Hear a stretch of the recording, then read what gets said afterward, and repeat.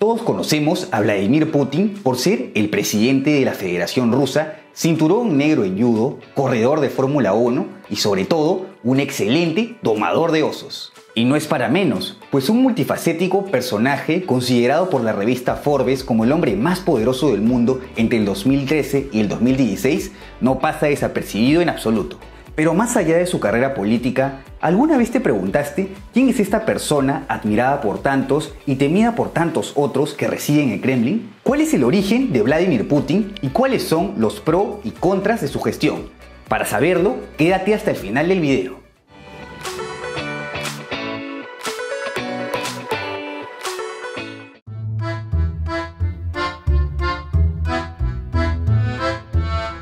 Vladimir Vladimirovich Putin nace en 1952 en Leningrado, actual San Petersburgo, en el seno de una humilde familia soviética. Con esto, vale hacer hincapié que su padre, Vladimir Spiridonovich Putin, había servido en la Marina soviética y que uno de sus hermanos mayores había muerto durante el sitio de Leningrado a cargo de la Alemania nazi. Sí, razones para que se críe con un tremendo nacionalismo por la madre Rusia había de sobra. En 1970 ingresa a la Facultad de Derecho de la Universidad Estatal de Leningrado y se gradúa 5 años después con honores, luego de haber redactado una tesis sobre las políticas estadounidenses en África. Desde pequeño ya andaba obsesionado con el que sería su futuro rival.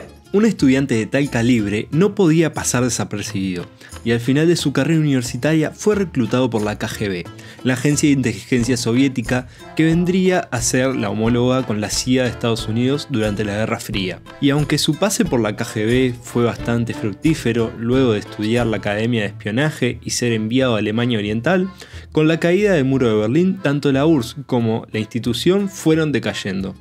Putin renuncia oficialmente en 1991, cuando ya había comenzado a trabajar con Anatoly Sobchak, al que muchos consideran como su mentor político. Sobchak sería el primer alcalde de San Petersburgo en ser elegido democráticamente, y Putin se convertiría en su hombre de confianza, al punto de que lo dejó a cargo de la alcaldía durante sus viajes. Sin embargo, Sobchak no consigue la reelección en 1996 y su discípulo, ahora con las ideas más claras, dimite de sus cargos en la alcaldía y se dirige a Moscú. Ya en la capital, la carrera de Putin en Moscú se puede considerar sencillamente como meteórica. De cargo en cargo, en tan solo 2 años, Putin consigue nada más y nada menos que el cargo de director del Servicio Federal de Seguridad, que vendría a ser el sucesor de la KGB. Y es en este punto cuando el buen Putin ya pasa a ligas mayores y consigue ganarse la confianza del entonces presidente Boris Yeltsin. Comienza así una nueva etapa en la carrera política de Putin.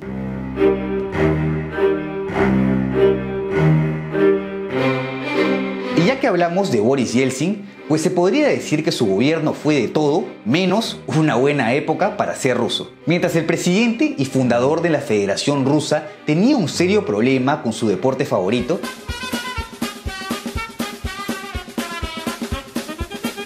los rusos pasaban por una severa crisis económica agravada por la corrupción generalizada, enormes problemas sociales, así como una insurrección en Chechenia por la que Rusia fue arrastrada a un fallido conflicto que solo hizo acrecentar los ataques terroristas de los grupos radicales islamitas chechenos. Y ya que hablamos de esta región separatista, es importante mencionar la gran hazaña del ahora primer ministro de la Federación Rusa, justo en un momento en donde los rusos necesitaban un héroe.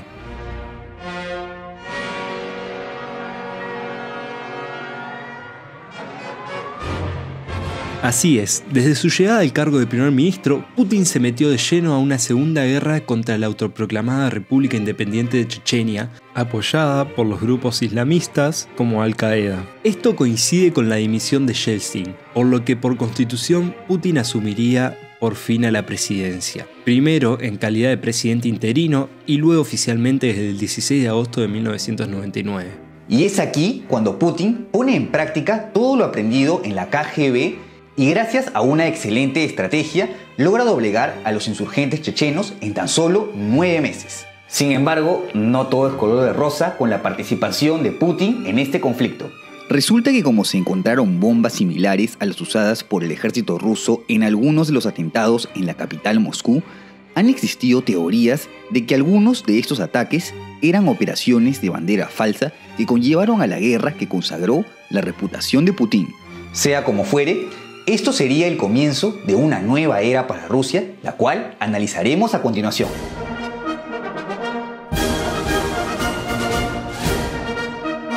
Primero, analicemos el aspecto económico. Como ven, según esta gráfica, Rusia no hacía más que retroceder durante la era Yeltsin. Sin embargo, desde 1999, año en el que Putin toma el poder, Rusia comienza un despliegue económico que conllevó a una considerable reducción de la pobreza en el país, que solo se vio detenido por la crisis de 2008. Es importante acotar que si bien su gestión fue interrumpida por la presidencia de Dmitry Medvedev entre 2008 y 2012, Putin actuó como su primer ministro, por lo que algunos consideran que el entonces presidente solo le cuidaba el asiento en el Kremlin. De hecho, ambos políticos son líderes de Rusia Unida, considerado un partido atrapalotodo, basado en el nacionalismo ruso, el estatismo y el conservadurismo social.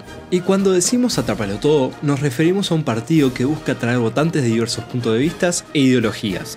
Y vaya que Putin es el ejemplo perfecto para esto. Admirado por líderes de derecha y de izquierda alrededor de todo el mundo, Putin ha sabido cómo manejar sus relaciones diplomáticas, además de ganarse a los aliados perfectos. Un buen ejemplo de ello sería la Iglesia Ortodoxa rusa, la cual había sido duramente opacada durante la era soviética, pero que ha conseguido un resurgir durante la era de Putin y con ello el conservadurismo en Rusia.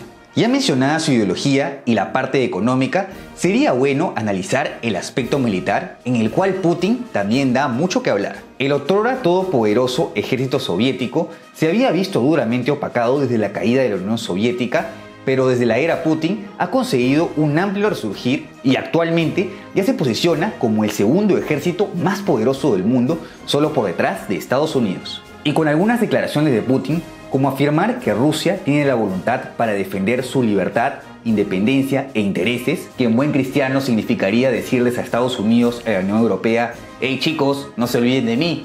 Rusia no ha escatimado en intervenir constantemente en todo conflicto internacional para demostrar que las otras potencias no son las únicas que pueden hacerlo.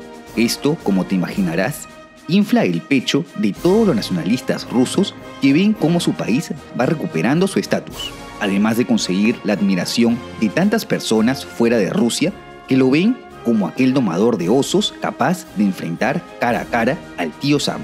Y ahora que hemos visto los puntos positivos de Putin, sería bueno también repasar lo no tan positivo.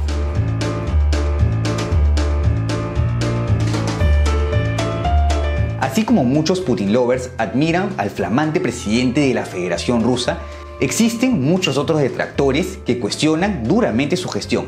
Y vaya que razones no les faltan. No es un secreto que Rusia no es precisamente un paraíso democrático de libertades, pues si analizamos algunos índices puntuales, muchos amantes de la libertad la pensarían dos veces antes de mudarse a Rusia.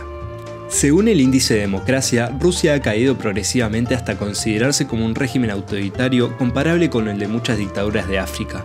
Y no es para menos, pues además de que no es normal que un mismo mandatario permanezca tanto tiempo en el poder, los casos de persecución política o incluso misteriosas desapariciones se cuentan por montones.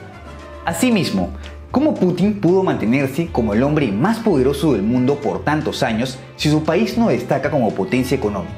Esto es un claro indicio de las tremendas atribuciones que tiene el presidente de la Federación Rusa, que incluso son mayores a las del presidente de Estados Unidos, a pesar de que su economía sea incluso 13 veces mayor a la de la economía rusa. Revisando el índice de libertad de prensa, Rusia tampoco brilla por su transparencia, considerándose en una situación difícil.